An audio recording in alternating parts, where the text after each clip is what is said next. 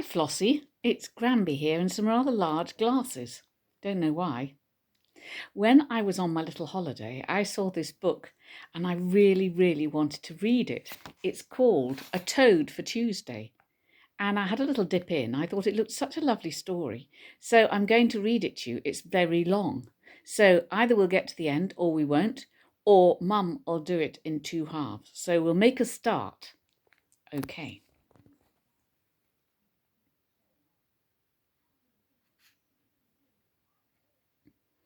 On a windy, wintry night, as countless stars were shining bright deep in the ground, far under the snow, two little toads were having an argument. The two toads lived by themselves in their cosy home.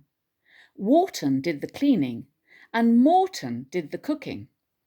Both did their jobs well, and it was in fact Morton's marvellous cooking that had started the argument. After finishing a huge supper, they settled back to enjoy dessert. As Morton poured a cup of clover blossom tea, Wharton said, "This is the finest beetle brittle I have ever eaten." "Thank you," Morton replied. Then Wharton said, "I bet dear old Aunt Tulia would love some." Does look very cosy, doesn't it, Floss?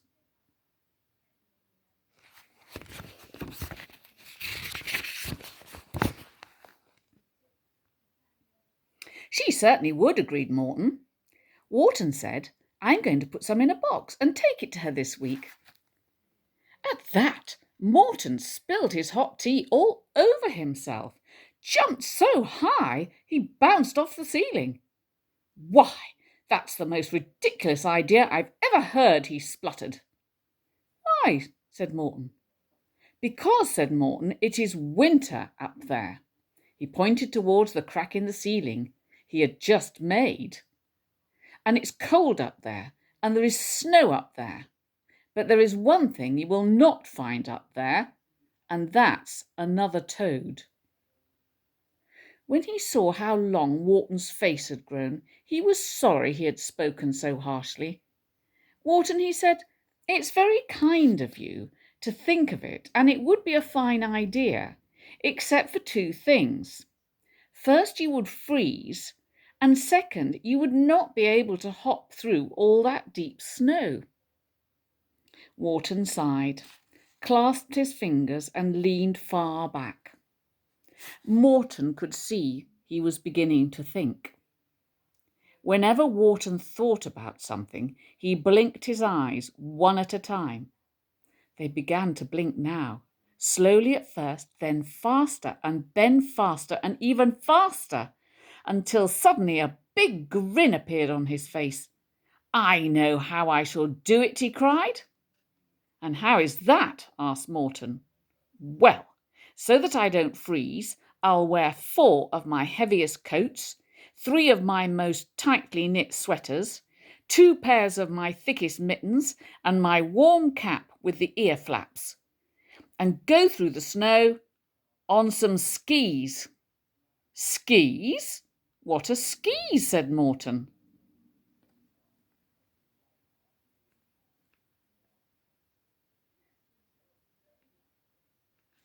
"Something a travelling rabbit told me about last summer.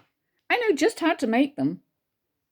Morton's jaw dropped open, but he didn't say a word. He knew that once Wharton's mind was made up, there was no changing it. For the next 3 days, Wharton worked very hard. He made his skis from strong oak tree roots. When he was done, they were a handsome pair of skis as anyone could want. They were sturdy and straight and polished to such a smoothness that they felt like silk. He had also made ski poles to push with from porcupine quills and salamander leather. On Wednesday morning, he was ready to leave for Aunt Tulia's. It took quite a while to bundle up in all his warm clothes. The last thing he put on was a little pack Morton had made for him. In it were several lunches, for it would be at least 3 or 4 days' travel to Aunt Tulia's house. There were also a few other things which Wharton thought he might need, such as an extra pair of mittens and furry slippers, and on the bottom was the box of beetle brittle for Aunt Tulia. He said goodbye to his brother, who was already washing the breakfast dishes.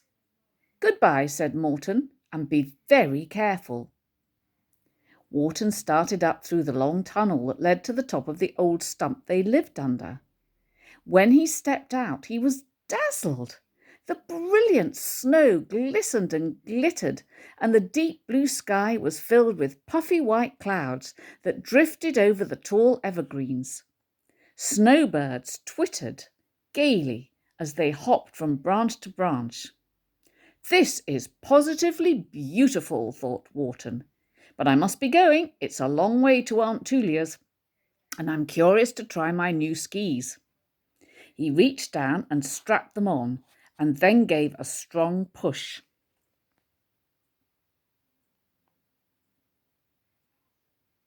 Immediately,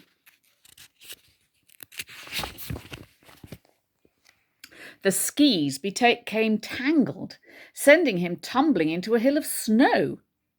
He hopped up quickly and tried again. This time he went much further, until he ran straight into a squirrel who was digging in the snow. Once again he hopped up, and after apologizing, off he went again. Now he was going along quite well. The more he skied, the more he enjoyed it. All bundled up in his 4 coats, 3 sweaters, 2 pairs of mittens, and his cap with the ear flaps, the little toad looked like a tiny ball skimming over the woodland snow.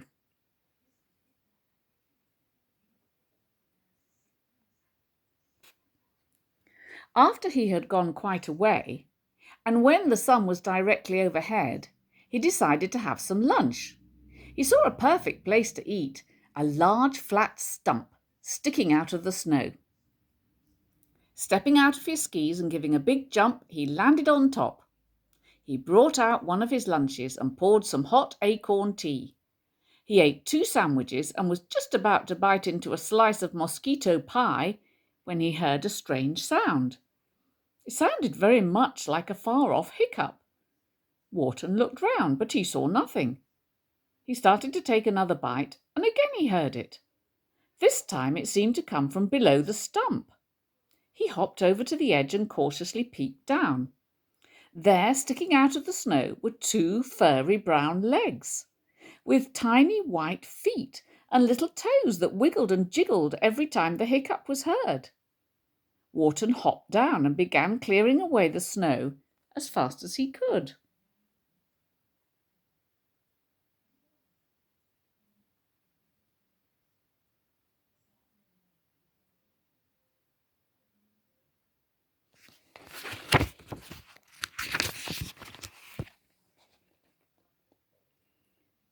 When he was done, he found that he had uncovered a brown and white furred deer mouse. His big dark mouse eyes were filled with gratitude. "Oh, thank you," the mouse said with relief. "That was most uncomfortable. It seems that whenever I become upside down, I get the hiccups. I was afraid I would remain that way till the snow melted in the spring." "How did you manage to get stuck upside down?" asked Wharton with a blink. "I was on top of the stump, having a little snooze in the noon sun, as I often do, but this time, I had a dream that I was a merry-go-round, and before I could wake up, I rolled right off the edge of the stump." "I think I have just the thing for you," Wharton said, "if you'll hop back up with me." When they did, Wharton gave the mouse some hot tea, and right away the hiccups disappeared. "Thank you again," said the mouse. "That's much better." "You're very welcome," said Wharton. "Do you live nearby?" "As near as can be," said the mouse. "I live in this stump, and if I may ask, what is a toad like you doing out in the winter-time?" Wharton told him about the beetle brittle for Aunt Tulia, and how he was travelling on skis. The mouse thought it was a fine idea, but when Wharton pointed in the direction in which he was going, the mouse's eyes opened wide in dismay. "Oh, you mustn't go through the wooded valley," he cried. "Why?" asked Wharton with a blink. The mouse leaned closer. "Because there is a certain owl who lives there," he said in a whisper. "Of all the owls in the world, I am sure that this one is the meanest and the nastiest of them all. He is so sneaky that he hunts in the daytime when other owls sleep." "But," said Wharton, "I'll have to go through the valley, for if I go any other way I'll surely get lost." "But don't worry," he said with a confident smile. "With my new skis, I'll dash through that valley so fast the owl will never catch me." "Then you wait here a moment," said the mouse, and he scampered down the side of the stump and disappeared into a hole. When he returned, he had a round box with him. Out of it he took a small scarf. It was coloured a most unusual and pretty red. "If you will wear this, all of my relatives who live along the way will know that you are a friend of mine, and if you should get into trouble, they will help you in any way they can." The toad wrapped the scarf tightly around his neck, and they bid each other farewell. With a quick push, off he went. Swiftly he sped down the hillside, on and on until he entered the dark woods at the edge of the valley. The little red toad sailed between the trees. He darted under the bushes. He streaked past the rocks. Like a tiny rocket, he swept along the valley. Just when he was almost through, he noticed a dark shadow on the snow, a shadow that was racing right along beside him. Nervously, he looked up, hoping with all his heart that it wouldn't be what he knew it must be.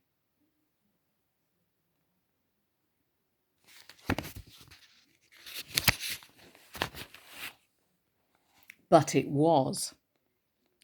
Gliding silently on broad wings just above his head, the owl peered down at him through enormous yellow eyes. He seemed to float through the air with no effort at all. The terrified toad could hardly take his eyes away. When he did, it was too late.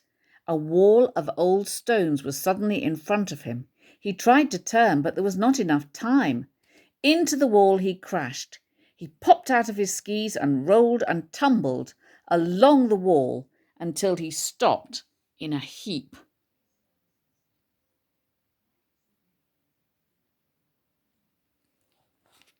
When he brushed the snow from his eyes, the owl was standing on a log, staring at him.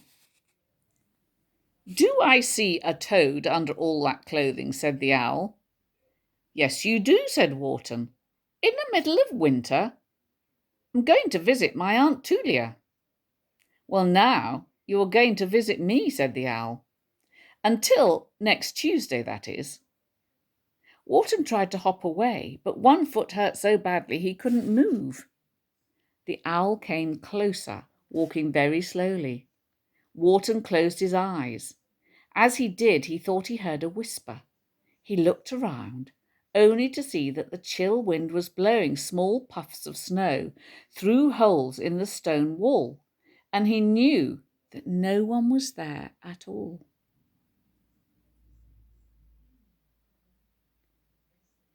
Then strong claws wrapped around him.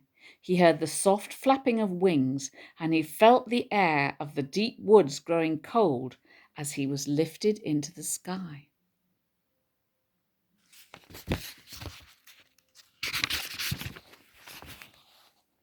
Wharton found himself being whisked through the tops of the trees. The evergreens below had the appearance of a thick carpet. They travelled fast and silently. The winter sun was far down when Wharton noticed that they were heading towards a particularly large spreading oak. The owl swooped through its snarly branches and into a hole near the top. It was dark inside and smelt musty. The owl sat the toad in a corner and stepped back. He gave him a piercing look. "What's your name?" he said. "Wharton." "Wharton," said the owl. "When I think I'll call you Warty." I don't care for that very much. You don't? Well, that's too bad, Warty. The little toad got up all his courage and looked right at the owl. Are you going to eat me? The owl opened his yellow eyes wide. Am I going to eat you? Of course I'm going to eat you. Then the owl walked across the room. On the wall, a large calendar hung crookedly. The owl pointed at it. Do you know what this says? The toad looked at it closely. Yes, it says Bernie's Garage. Brakes and front ends are a speciality. No, I don't mean that. You're not very bright, are you? It says that in 5 days it will be next Tuesday. And next Tuesday happens to be my birthday. And finding a little toad in the middle of winter is going to make me a special birthday treat. So until that day, Warty, you may do as you please.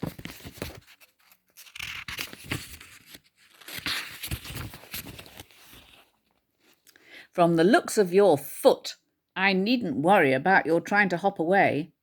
Besides, there's no way you can possibly get down from this tree. The toad looked at his foot. It was twice its normal size. He gave a big sigh. Then he glanced around. Tell me, Warty, said the owl, what do you think of my home? Wharton looked around again. Then he sniffed. Then he blinked. Well, said the owl. It's terrible, said the toad. I would certainly hate to live here. Don't worry, said the owl. You weren't going to be here for long. As long as I'm here, I would like to make myself comfortable, said Wharton. Do you mind if I light some candles? It seems very dreary in here. Dreary, said the owl. It seems dreary. Well, go ahead if you want to. Doesn't matter to me.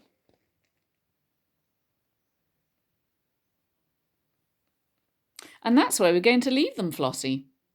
We're going to leave Wharton staying in Owl's house and about to light some candles to make himself feel more at home.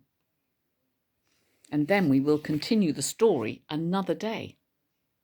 Lots of love. Bye, Zio.